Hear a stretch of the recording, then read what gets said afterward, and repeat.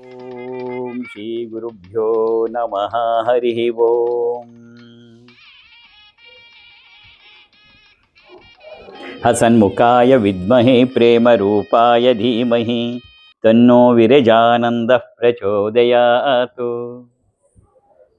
ಓಂ ಅಮೃತಹಸ್ತಾಯ ವಿದ್ಮಹೇ ಮಹಾಶಕ್ತಿನೇತ್ರಾಯ ಧೀಮಹಿ ತನ್ನೋ ಶ್ರೀಮಾತಾ ಪಾಜಿ ಪ್ರಚೋದಯಾತ್.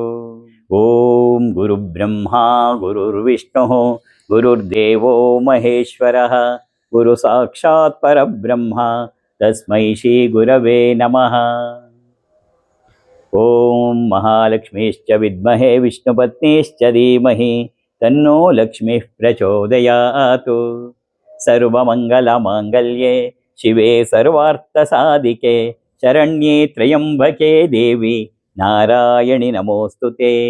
ಜಯ ನಾರಾಯಣಿ ನಮೋಸ್ತುತೆ. ಜೈ ಶ್ರೀಮಾತಾ. ವರಲಕ್ಷ್ಮಿ ಹಬ್ಬದ ಬಗ್ಗೆ ಕೆಲವು ವಿಚಾರಗಳನ್ನು ನಿನಗೆ ತಿಳಿಸ್ಬೇಕಾಗಿತ್ತು ಅನ್ನೋದಕ್ಕೋಸ್ಕರ ನಿನ್ನ ಜೊತೆ ಇವತ್ತು ನಾ ಮಾತಾಡ್ತಾ ಇದ್ದೀನಿ. ಅನೇಕರಿಗೆ ಗೊಂದಲ ಸಂಶಯ, ಈ ಆಗಸ್ಟ್ 21 ಅಥವಾ 28 ಎರಡು ಶುಕ್ರವಾರ ಬರುತ್ತೆ, ಯಾವ ದಿನ ನಾವು ವರಮಹಾಲಕ್ಷ್ಮಿ ಹಬ್ಬವನ್ನು ಆಚರಿಸ್ಬೇಕು ಅಂತ. ಇದಕ್ಕೆ ಕಾರಣ ಏನಪ್ಪ ಅಂದರೆ, ಕೆಲವು ಕ್ಯಾಲೆಂಡರ್ಗಳಲ್ಲಿ 21 ಅಂತ ಕೊಟ್ಟಿದ್ದಾರೆ, ಕೆಲವು ಕ್ಯಾಲೆಂಡರ್ಗಳಲ್ಲಿ 28 ಅಂತಲೂ ಕೊಟ್ಟಿದ್ದಾರೆ. ನಾವು ಯಾವುದನ್ನು ಆಚರಿಸ್ಬೇಕು ಅಂತಕ್ಕಂಥದ್ದು. ವಿಶೇಷವಾಗಿ ನಾವು ದಕ್ಷಿಣ ಭಾರತದಲ್ಲಿ ಇದನ್ನು 21ನೇ ತಾರೀಕೆ ಆಚರಿಸ್ತಾ ಇರ್ತಕ್ಕಂಥದ್ದು. 28 ಪೂರ್ಣಿಮಾ, ಅವತ್ತು ಶುಕ್ರವಾರವೂ ಹೌದು.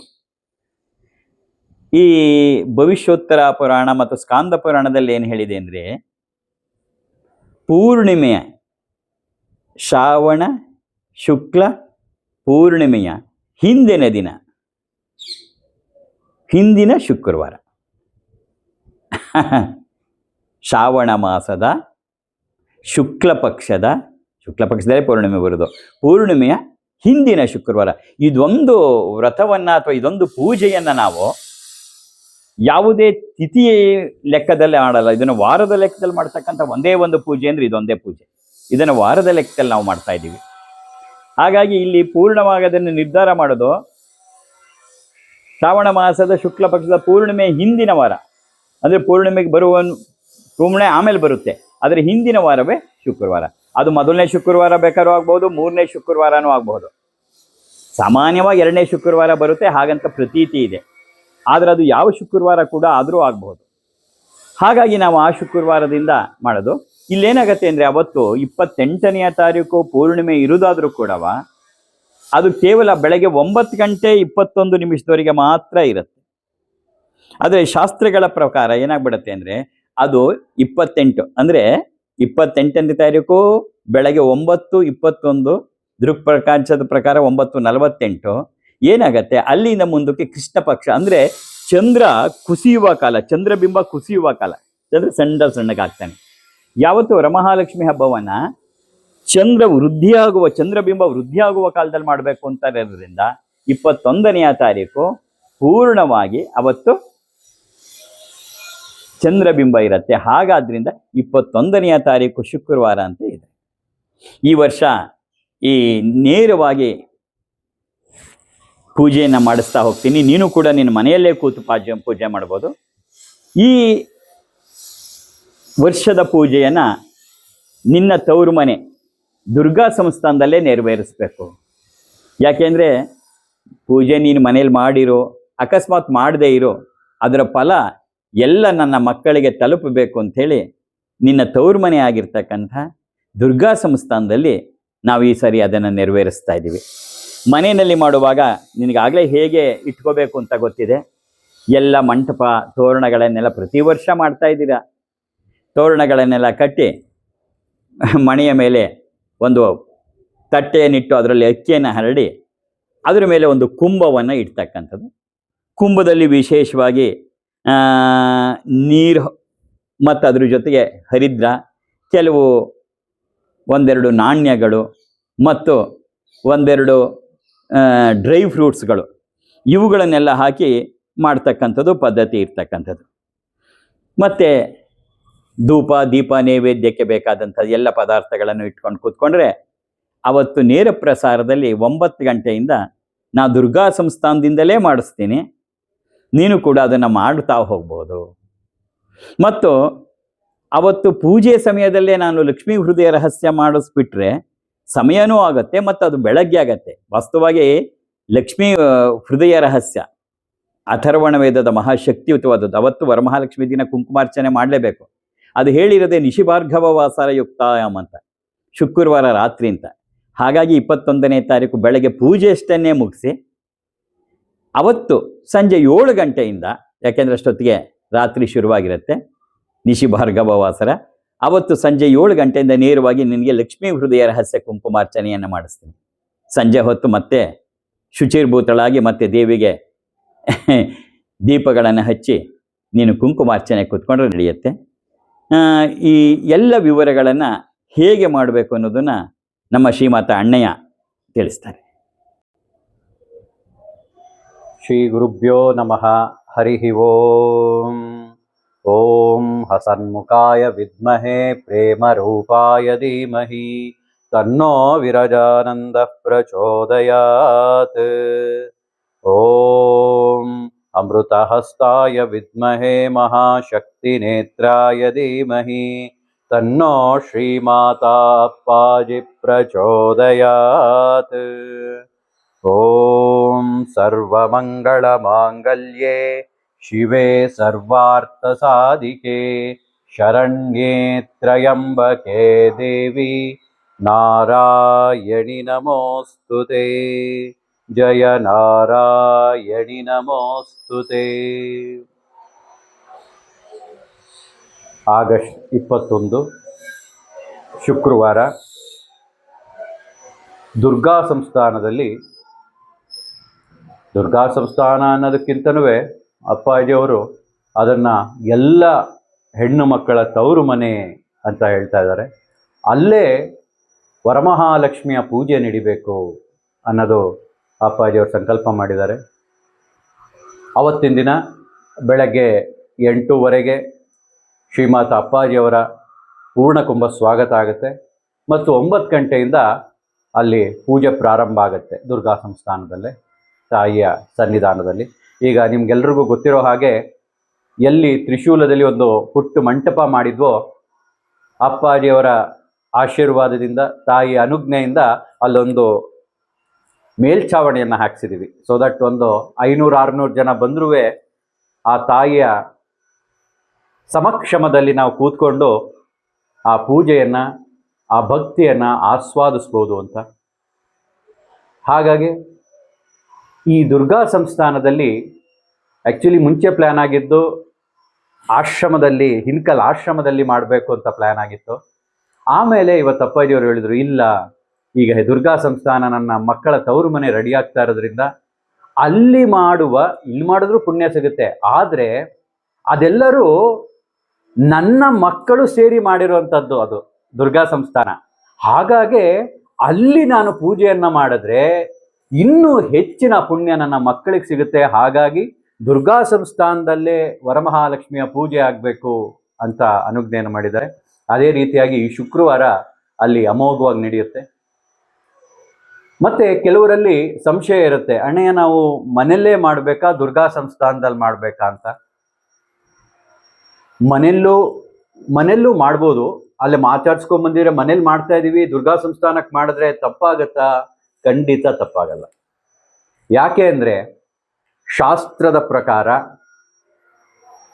ನಾವು ಯಾವ್ದಾರ ಒಂದು ಶಕ್ತಿ ಪೀಠದಲ್ಲಿ, ಈ ನದಿಯ ತೀರದಲ್ಲೋ ಒಂದು ಶಕ್ತಿ ಪೀಠದಲ್ಲೋ ದೇವಸ್ಥಾನದಲ್ಲೋ ನಾವು ಪೂಜೆಯನ್ನು ಮಾಡಿದ್ರೆ ಅದರ ಪುಣ್ಯ ನಮಗೆ 2 ಪಟ್ಟು ಸಿಗುತ್ತೆ. ನಾವು ಮನೆಯಲ್ಲಿ ಏನು ಮಾಡ್ತಿರ್ತೀವಲ್ಲ, ಆ ಪುಣ್ಯದ ಫಲ ಏನಿರುತ್ತೆ ಅದರ 2 ಪಟ್ಟು ಸಿಗುತ್ತೆ. ಅದರಲ್ಲೂ ಯಾರ ಗುರುವಿನ ಆಸ್ಥಾನದಲ್ಲಿ ನಾವು ಅವರ ಜೊತೆ ಕೂತ್ಕೊಂಡು ಮಾಡಿದಾಗ ಇನ್ನೂ 1 ಪಟ್ಟು ಜಾಸ್ತಿ ಪುಣ್ಯ ಸಿಗುತ್ತೆ. ಹಾಗಾಗೇನೆ ದುರ್ಗಾ ಸಂಸ್ಥಾನದಲ್ಲಿ ನಾನು ಬಂದು ಮಾಡ್ತೀನಿ ಅನ್ನೋರು ಖಂಡಿತವಾಗೂ ಬರ್ಬೋದು. ಅಲ್ಲಿ ಅಪ್ಪಾಜಿಯವ್ರು ಪೂಜೆ ಮಾಡಿಸ್ತಾರೆ. ಅಣ್ಣಯ್ಯ, ನಾನು ಕುಂಭ ಇಟ್ಟು ಪೂಜೆ ಮಾಡೋಕ್ಕಾಗಲ್ವಲ್ಲ ದುರ್ಗಾ ಸಂಸ್ಥಾನಕ್ಕೆ ಬಂದೆ ಅಂದರೆ, ಅಲ್ಲಿ ಅಪ್ಪಾಜಿ ಮುಖೇನ ಏನು ಅಲ್ಲಿ ಸಂಕಲ್ಪ ಮಾಡಿ ಪೂಜೆ ನಡೆಯುತ್ತೋ, ಅಪ್ಪಾಜಿ ನಿಮ್ಮ ಕೆಲವು ಸಂಕಲ್ಪ ಮಾಡಿಸ್ತಾರೆ, ಪ್ರತಿಯೊಂದನ್ನು ನಿಮ್ಮ ಕೈಲಿ ಹೇಳಿಸ್ತಾರೆ. ಹಾಗಾಗಿ ಮತ್ತೆ ಕುಂಕುಮಾರ್ಚನೆ ಕೂಡ ಇರುತ್ತೆ. ತಾಯಿಯ ಪಾದ ಕುಂಕುಮಾರ್ಚನೆ ಮಾಡಿಸೋದ್ರಿಂದ ನೀವು ನಿಮ್ಮ ಮನೆಯಲ್ಲಿ ಕಳಶ ಇಟ್ಟು ಏನು ಪೂಜೆ ಮಾಡ್ತಾ ಇದ್ರೋ ಅದರ 100ಕ್ಕೆ 100 ಭಾಗ ಅನುಭವ ಇಲ್ಲೂ ಹಾಗೇ ಆಗುತ್ತೆ, ಅದಕ್ಕಿಂತ ಇನ್ನೂ ಜಾಸ್ತಿ ಆಗತ್ತೆ ಅನ್ನೋದು ವಿಶ್ಲೇಷಣೆ. ಹಾಗಾಗಿ ನೀವು ಮನೇಲಿ ಬಿಟ್ಟು ಎಲ್ಲರೂ ಬರಲೇಬೇಕು ಅನ್ನೋ ಉದ್ದೇಶ ಅಲ್ಲ. ಆದರೆ ಕೆಲವ್ರಿಗೆ ಸಂಶಯ ಇರುತ್ತೆ, ಅಯ್ಯೋ ನಾ ಮನೇಲಿ ಮಾಡ್ತಾ ಇದ್ದೆ, ಈ ಸತಿ ದುರ್ಗಾ ಸಂಸ್ಥಾನಕ್ಕೆ ಹೋಗಿ ಮಾಡೋಣ ಅಂತ ಅನ್ನಿಸ್ತಾ ಇದೆ, ಬರ್ಬೋದಾ ಅನ್ನೋ ಕ್ವಶನ್ ಯಾರ ಮೈಂಡಲ್ಲಾರ ಇದ್ರೆ ಖಂಡಿತ ಬರಬಹುದು, ಬರಬೇಕು. ಯಾಕೆಂದ್ರೆ ನಿಮ್ಮ ಮನೆ ಬೇರೆ ಅಲ್ಲ, ದುರ್ಗಾ ಸಂಸ್ಥಾನ ಬೇರೆ ಅಲ್ಲ. ಅದರಲ್ಲೂ ದುರ್ಗಾ ಸಂಸ್ಥಾನಕ್ಕೆ ಬಂದ್ರೆ ನೀವು ಮನೆಯಲ್ಲಿ ಕೂತು ಮಾಡುವ ಪುಣ್ಯ ಫಲಕ್ಕಿಂತ 4 ಭಾಗ ಜಾಸ್ತಿ ಸಿಗುತ್ತೆ. ಇದು ನಾನು ಹೇಳ್ತಾ ಇರೋದಲ್ಲ, ಕಬೀರನ ದೋಹೆಯಲ್ಲೂ ಕೂಡ ಬಂದಿದೆ. ಆ ಸಂತರ ಸಮಕ್ಷಮದಲ್ಲಿ ಮಾಡುವಂತಹ ಪೂಜೆ 4 ಪಟ್ಟು ಪುಣ್ಯ ನಮಗೆ ದೊರಕುತ್ತೆ ಅನ್ನೋದ್ರಲ್ಲಿ ಯಾವ ಸಂಶಯನೂ ಇಲ್ಲ. ಶಾಸ್ತ್ರಗಳು ಕೂಡ ಇದನ್ನು ಒಪ್ಪುತ್ತೆ. ಹಾಗಾಗಿ ಈ ಸತಿ ನಂಗೆ ಮನೇಲಿ ಮಾಡೋಕ್ಕಾಗ್ತಿಲ್ಲ ಅಂದರೆ ದುರ್ಗಾ ಸಂಸ್ಥಾನಕ್ಕೆ ನೀವು ಬಂದು ಮಾಡ್ಬೋದು. ಇಲ್ಲ ನಾವು ಮನೇಲಿ ಮಾಡ್ಕೊಂಬರ್ತಿದ್ರು ಅಂದ್ರೂ ದುರ್ಗಾ ಸಂಸ್ಥಾನಕ್ಕೆ ಬಂದು ಮಾಡಬಹುದು. ಹಾಗಾಗಿ ಅವತ್ತು ಅಮೋಘವಾಗಿ ಬೆಳಗ್ಗೆಯಿಂದ 9 ಗಂಟೆಗೆ ಕರೆಕ್ಟಾಗಿ ಪೂಜೆ ಪ್ರಾರಂಭ ಆಗುತ್ತೆ. ಮತ್ತು ಅವತ್ತು ಅಪ್ಪಾಜಿಯವರು ತಕ್ಷಣ ಬೆಂಗಳೂರಿಗೆ ಹೊರಡ್ತಾ ಇದ್ದಾರೆ ಕುಂಕುಮಾರ್ಚನೆ ಮಾಡಿಸ್ಲಿಕ್ಕೆ. ಹಾಗಾಗಿ 8:30 ಪೂರ್ಣಕುಂಭ ಸ್ವಾಗತ ಇರುತ್ತೆ. 9 ಗಂಟೆಯಿಂದ ಕರೆಕ್ಟಾಗಿ ಪೂಜೆ ಪ್ರಾರಂಭ ಆಗುತ್ತೆ. ಹಾಗಾಗಿ 9ರಿಂದ 11:30 ತನಕ 11 ಗಂಟೆ ತನಕ ಪೂಜೆ ಆಗುತ್ತೆ. ಅದಾದ ಮೇಲೆ ಅಪ್ಪಾಜಿಯವರ ಕೈಲಿ ಆ ಪುಣ್ಯ ದಿನದಂದು ವರಮಹಾಲಕ್ಷ್ಮಿ, ಆಕ್ಚುಲಿ ಆ ಹೆಸರಲ್ಲೇ ಇದೆ ನೋಡಿ, ವರಮಹಾಲಕ್ಷ್ಮಿ. ಅವತ್ತು ಬರೀ ಮಹಾಲಕ್ಷ್ಮಿ ಅಲ್ಲ, ಅವಳು ವರದ ಹಸ್ತವನ್ನ ಅತಿ ಪ್ರಮುಖವಾಗಿ ಇಟ್ಕೊಂಡು ಕೂತಿರ್ತಾಳೆ.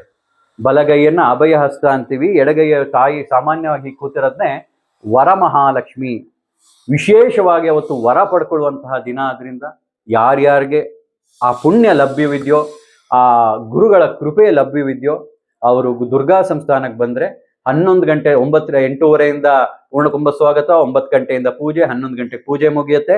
11 ಗಂಟೆಯಿಂದ ಅಪ್ಪಾಜಿ ಅವರಿಂದ ಪಾದ ನಮಸ್ಕಾರ ಹಾಗೂ ಅವರಿಂದ ಪ್ರಸಾದವನ್ನು ಸ್ವೀಕರಿಸಿ, ವಿಶೇಷವಾಗಿ ದುರ್ಗಾ ಸಂಸ್ಥಾನದಲ್ಲಿ ನಮಗೆ ಗೊತ್ತೇ ಇದೆ ಪ್ರಸಾದ ಭೋಜನ, ಗುಡಾನ್ನ ಪ್ರಸಾದ, ಶಕ್ತಿಯುತವಾದ ಗುಡಾನ್ನ ಪ್ರಸಾದ ಮತ್ತು ಪ್ರಸಾದ ಭೋಜನ ಕೂಡ ಅಲ್ಲಿ ಎಲ್ಲವನ್ನು ರೆಡಿ ಆಗ್ತಾ ಇದೆ.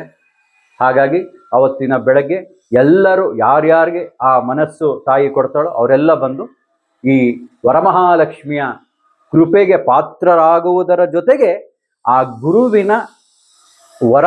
ಗುರುವಿನಿಂದ ಕೇಳಿ ವರವನ್ನ ಪಡ್ಕೊಂಡು ದುರ್ಗಾ ಸಂಸ್ಥಾನದಲ್ಲಿರುವಂಥ ಶಕ್ತಿಯ ಪಡ್ಕೊಂಡು ಹೋಗ್ಬೋದು. ಜೈ ಶ್ರೀ ಮಾತಾ. ಜೈ ಜೈ ಶ್ರೀಮಾತಾ. ಜೈ ಶ್ರೀಮಾತಾ. ಶ್ರೀಮಾತಾ ಅಣ್ಣಯ್ಯ ಹೇಳಿದಾಗೆ 21ನೇ ತಾರೀಕು 9 ಗಂಟೆಯಿಂದ ಪೂಜೆ ಪ್ರಾರಂಭ ಆಗತ್ತೆ. ಮಧ್ಯದಲ್ಲಿ ಲಕ್ಷ್ಮಿ ಅಷ್ಟೋತ್ತರ ಕುಂಕುಮಾರ್ಚನೆ ಆವಾಗ ನಡೆದಿರುತ್ತೆ. ಜೈ ಶ್ರೀಮಾತಾ. ಶ್ರೀಮಾತಾ ಅಣ್ಣಯ್ಯ ಆಗಲೇ ಹೇಳಿದಾಗೆ 9 ಗಂಟೆಯಿಂದ ದುರ್ಗಾ ಸಂಸ್ಥಾನದಲ್ಲಿ ಪೂಜೆ ಆಗತ್ತೆ. ಮತ್ತು ಮಧ್ಯದಲ್ಲಿ ಅವತ್ತು ಲಕ್ಷ್ಮಿ ಅಷ್ಟೋತ್ತರ ಕುಂಕುಮಾರ್ಚನೆ ಆಗತ್ತೆ. ಸಂಜೆ ಲಕ್ಷ್ಮೀ ಹೃದಯ ರಹಸ್ಯ ಕುಂಕುಮಾರ್ಚನೆ ಆಗತ್ತೆ. ನೀವು ಮನೆಯಲ್ಲಿ ಮಾಡಿದ್ರೂ ಅಷ್ಟೇ, ಅಪ್ಪಾಜಿನೇ ಇಲ್ಲಿ ಕೂತ್ಕೊಂಡು ನೇರವಾಗಿ ಮಾಡಿಸೋದ್ರಿಂದ ನಿನ್ನ ಮನೇಲೇ ಬಂದು ಮಾಡಿದ ಹಾಗಾಗತ್ತೆ. ಅದರಿಂದವ ನಾ ದುರ್ಗಾ ಸಂಸ್ಥಾನಕ್ಕೆ ಬರೋಕ್ಕಾಗಲಿಲ್ವಲ್ಲ ಅಂತ ನೊಂದ್ಕೋಬೇಡ. ಅಣ್ಣಯ್ಯ ಹೇಳಿದ್ದೇನು ಅಂದರೆ, ಯಾರಿಗೆ ಅವಕಾಶ ಆಗತ್ತೆ ಅವ್ರು ಬನ್ನಿ ಅನ್ನೋ ಉದ್ದೇಶನೇ ಹೇಳ್ತೋ, ನೀನು ಅಲ್ಲಿ ಬಿಟ್ಟು ಮಾತ್ರ ಬರಬೇಡ. ಯಾಕೆಂದರೆ ಮನೆಯಲ್ಲಿ ಬರ್ತಕ್ಕಂತಹ ಪದ್ಧತಿಗಳನ್ನು ನಾವು ಯಾವುದನ್ನು ಬಿಡಬಾರ್ದು. ಅದನ್ನು ಬಿಟ್ಟು ಬಾ ಅಂತ ನಾವು ಹೇಳ್ತಾ ಇಲ್ಲ. ಅದನ್ನು ಹಾಗೆ ನೀನು ತಪ್ಪು ತಿಳುವಳಿಕೆ ತಿಳ್ಕೊಂಬಿಡ್ಬೇಡ. ನೀನು ಅಲ್ಲೇ ಮಾಡಿದ್ರು ಕೂಡ ನಾನೇ ಮಾಡಿಸ್ತೀನಿ, ನಿನ್ನ ಮನೆಗೆ ಬಂದು ಮಾಡಿಸ್ತೀನಿ. ಹಾಗಾಗಿ ಯಾರಿಗೆ ಅವಕಾಶ ಇದೆ ಅಥವಾ ಈ ವರ್ಷ ಪೂಜೆ ಇಲ್ಲ ಅಥವಾ ಅವರಲ್ಲಿ ಪದ್ಧತಿ ಇಲ್ಲ ಅಥವಾ ಈ ವರ್ಷ ಮಾಡೋಕ್ಕಾಗ್ತಿಲ್ಲ ಆತವ್ರು ಬರ್ಬೋದು. ಅಕಸ್ಮಾತ್ ನಾನು ಇಲ್ಲೂ ಬಂದು ಮಾಡ್ತೀನಿ ಅಂದರೆ ತಪ್ಪೇನಿಲ್ಲ, ಅದನ್ನು ಅಣ್ಣಯ್ಯ ಹೇಳ್ತಿರೋದು. ಆದರೆ ಅಲ್ಲಿ ಬಿಟ್ಟು ಬಾ ಅಂತ ಹೇಳ್ತಾ ಇಲ್ಲ. ನಿನಗೆ ನಿನ್ನ ಮನೇಲಿ ಅವಕಾಶ ಇದ್ರೆ ಮೊದಲು ಪ್ರಿಫರೆನ್ಸ್ ನಿನ್ನ ಮನೆಯಲ್ಲೇ ಮಾಡಬೇಕು. ಎರಡನೇ ಪ್ರಿಫರೆನ್ಸು ದುರ್ಗಾ ಸಂಸ್ಥಾನ. ಎರಡು ಮಾಡಿದ್ರು ಒಂದೇ, ಅಲ್ಲೂ ನಾನಿರ್ತೀನಿ, ಇಲ್ಲೂ ನಾನಿರ್ತೀನಿ. ಆ ಲಕ್ಷ್ಮಿಯ ಕೃಪಾ ಕಟಾಕ್ಷ ನಿನ್ನ ಮತ್ತು ನಿನ್ನ ಕುಟುಂಬದ ಮೇಲೆ ಪೂರ್ಣವಾಗಿ ಇರಲಿ. ಯಾವಾಗಲೂ ನಗನಗುತ್ತಾ ಇರು. ಜೈ ಶ್ರೀ ಮಾತಾ, ಜೈ ಜೈ ಶ್ರೀ ಮಾತಾ. ಓಂ ನಮಸ್ತೆಸ್ತು ಮಹಾಮಾಯೆ ಶ್ರೀಪೀಠೆ ಸುರಪೂಜಿತೆ ಶಂಕುಚಕ್ರಗದಾಹಸ್ತೆ ಮಹಾಲಕ್ಷ್ಮೀ ನಮೋಸ್ತುತೆ. ನಮಸ್ತೆ ಗರುಡಾರೂಢೆ ಕೋಲಾಸುರಭಯಂಕರಿ ಸರ್ವಪಾಪಹರೇ ದೇವಿ ಮಹಾಲಕ್ಷ್ಮೀ ನಮೋಸ್ತುತೆ. ಸರ್ವಜ್ಞೆ ಸರ್ವವರದೆ ಸರ್ವದುಷ್ಟಭಯಂಕರಿ ಸರ್ವದುಃಖಹರೇ ದೇವಿ ಮಹಾಲಕ್ಷ್ಮೀ ನಮೋಸ್ತುತೆ. ಸಿದ್ಧಿಬುದ್ಧಿಪ್ರದೇ ದೇವಿ ಮುಕ್ತಿಮುಕ್ತಿಪ್ರದಾಯಿನಿ ಮಂತ್ರಮೂರ್ತೆ ಸದಾ ದೇವಿ ಮಹಾಲಕ್ಷ್ಮೀ ನಮೋಸ್ತುತೆ. ಆದ್ಯಂತರಹಿತೆ ದೇವಿ ಆದ್ಯಶಕ್ತಿ ಮಹೇಶ್ವರಿ ಯೋಗಾಗ್ನೇ ಯೋಗ ಸಂಭೂತೆ ಮಹಾಲಕ್ಷ್ಮೀ ನಮೋಸ್ತುತೆ. ಸ್ಥೂಲ ಸೂಕ್ಷ್ಮ ಮಹಾರೌದ್ರೆ ಮಹಾಶಕ್ತೆ ಮಹೋದರೆ ಮಹಾಪಾಪಹರೇ ದೇವಿ ಮಹಾಲಕ್ಷ್ಮೀ ನಮೋಸ್ತುತೆ. ಪದ್ಮಾಸನ ಸ್ಥಿತೆ ದೇವಿ ಪರಬ್ರಹ್ಮಸ್ವರೂಪಿಣಿ ಪರಮೇಶಿ ಜಗನ್ಮಾತಾ ಮಹಾಲಕ್ಷ್ಮೀ ನಮೋಸ್ತುತೆ. ಶ್ವೇತಾಂಬರಧರೆ ದೇವಿ ನಾನಾಲಂಕಾರ ಭೂಷಿತೆ ಜಗಸ್ಥಿತೆ ಜಗನ್ಮಾತಾ ಮಹಾಲಕ್ಷ್ಮೀ ನಮೋಸ್ತುತೆ. ಶ್ವೇತಾಂಬರಧರೆ ದೇವಿ ನಾನಾಲಂಕಾರ ಭೂಷಿತೆ ಜಗಸ್ಥಿತೆ ಜಗನ್ಮಾತಾ ಮಹಾಲಕ್ಷ್ಮೀ ನಮೋಸ್ತುತೆ. ಲಕ್ಷ್ಮೀಂ ದಿವ್ಯೈ ಗಜೇಂದ್ರೈ ಮಣಿಗಣಕಚಿತೈ ಸ್ನಾಪಿತಾ ಹೇಮಕುಂಭೈ ನಿತ್ಯಂ ಸಾ ಪದ್ಮಹಸ್ತ ಮಮ ವಸತು ಗೃಹೆ ಸರ್ವಮಾಂಗಲ್ಯಯುಕ್ತಾಂ. ಲಕ್ಷ್ಮೀಂ ದಿವ್ಯೈ ಗಜೇಂದ್ರೈ ಮಣಿಗಣಕಚಿತೈ ಸ್ನಾಪಿತಾ ಹೇಮಕುಂಭೈ ನಿತ್ಯಂ ಸಾ ಪದ್ಮಹಸ್ತ ಮಮ ವಸತು ಗೃಹೆ ಸರ್ವಮಾಂಗಲ್ಯಯುಕ್ತಾಂ. ಅಮ್ಮ ಮಹಾಲಕ್ಷ್ಮಿ, ಲಕ್ಷ್ಮೀಂ ದಿವ್ಯೈ ಗಜೇಂದ್ರೈ ಮಣಿಗಣಕಚಿತೈ ಸ್ನಾಪಿತಾ ಹೇಮಕುಂಭೈ ನಿತ್ಯಂ ಸಾ ಪದ್ಮಹಸ್ತ ಮಮ ವಸತು ಗೃಹೆ ಸರ್ವಮಾಂಗಲ್ಯಯುಕ್ತಾಂ. ಸ್ಥಿರಾ ಭವ ಮಹಾಲಕ್ಷ್ಮಿ ನಿಶ್ಚಲಾ ಭವ ನಿರ್ಮಲೆ ಪ್ರಸನ್ನೆ ಕಮಲೆ ದೇವಿ ಪ್ರಸನ್ನ ಹೃದಯ ಭವ. ಸಂತಾನ ಲಕ್ಷ್ಮಿ ನಮಸ್ತೇಸ್ತು ಪುತ್ರ ಪೌತ್ರ ಪ್ರದಾಯಿನಿ ಸಂತಾನ ಲಕ್ಷ್ಮಿ ವಂದೇಹಂ ಪುತ್ರಾನ್ ದೇಹಿ ಧನಂ ದೇಹಿ ಸರ್ವಕಾಮಾಶ್ಚ ದೇಹಿ ಮೇ. ಧನಲಕ್ಷ್ಮಿ ನಮಸ್ತೇಸ್ತು ಸರ್ವದಾರಿದ್ರ್ಯನಾಶಿನಿ ಧನಂ ದೇಹಿ ಶ್ರಿಯಂ ದೇಹಿ ಸರ್ವಕಾಮಾಶ್ಚ ದೇಹಿ ಮೇ. ಆರೋಗ್ಯ ಲಕ್ಷ್ಮಿ ನಮಸ್ತೇಸ್ತು ಸರ್ವರೋಗ ನಿವಾರಿಣಿ ಆರೋಗ್ಯ ಲಕ್ಷ್ಮಿ ವಂದೇಹಂ ಆಯುರ್ದೇಹಿ ಶ್ರಿಯಂ ದೇಹಿ ಸರ್ವಕಾಮಾಶ್ಚ ದೇಹಿ ಮೇ. ವಿದ್ಯಾಲಕ್ಷ್ಮಿ ನಮಸ್ತೇಸ್ತು ಬ್ರಹ್ಮ ವಿದ್ಯಾ ಸ್ವರೂಪಿಣಿ ವಿದ್ಯಾನ್ ದೇಹಿ ಕಲಾನ್ ದೇಹಿ ಸರ್ವಕಾಮಾಶ್ಚ ದೇಹಿ ಮೇ. ಸರ್ವಮಂಗಲ ಮಾಂಗಲ್ಯೆ ಶಿವೆ ಸರ್ವಾರ್ಥ ಸಾಧಿಕೆ ಶರಣ್ಯೆ ತ್ರಯಂಬಕೆ ದೇವಿ ನಾರಾಯಣಿ ನಮೋಸ್ತುತೆ. ಓಂ ಅಮೃತಹಸ್ತಾಯ ವಿದ್ಮಹೆ ಮಹಾಶಕ್ತಿ ನೇತ್ರಾಯ ಧೀಮಹಿ ತನ್ನೋ ಶ್ರೀಮಾತಾ ಪಾಜಿಃ ಪ್ರಚೋದಯಾತು. ಓಂ ಸುವರ್ಣವೃಷ್ಟಿಂ ಕುರು ಮೇ ಗೃಹೇಶೀಃ ಸುಧಾನ್ಯವೃದ್ಧಿಂ ಕುರು ಮೇ ಗೃಹೇಶೀಃ ಕಲ್ಯಾಣವೃದ್ಧಿಂ ಕುರು ಮೇ ಗೃಹೇಶೀಃ ವಿಭೂತಿವೃದ್ಧಿಂ ಕುರು ಮೇ ಗೃಹೇಶೀಃ. ಸುವರ್ಣವೃಷ್ಟಿಂ ಕುರು ಮೇ ಗೃಹೇಶೀಃ ಸುಧಾನ್ಯವೃದ್ಧಿಂ ಕುರು ಮೇ ಗೃಹೇಶೀಃ ಕಲ್ಯಾಣವೃದ್ಧಿಂ ಕುರು ಮೇ ಗೃಹೇಶೀಃ ವಿಭೂತಿವೃದ್ಧಿಂ ಕುರು ಮೇ ಗೃಹೇಶೀಃ. ಅಮ್ಮ ಸುವರ್ಣವೃಷ್ಟಿಂ ಕುರು ಮೇ ಗೃಹೇಶೀಃ सुधान्यवृद्धिं कुरु मे गृहेशीः कल्याणवृद्धिं कुरु मे गृहेशीः विभूतिवृद्धिं कुरु मे गृहेशीः लोका समस्ता सुखिनो भवन्तु लोका समस्ता सुखिनो भवन्तु लोका समस्ता सुखिनो भवन्तु समस्त सन्मङ्गलानि भवन्तु ओम शांति शांति शांतिः हरिः ओम तत्सत् सर्वं श्री जगदम्बार्पणमस्तु सर्वं श्री गुरुचरणार्पणमस्तु।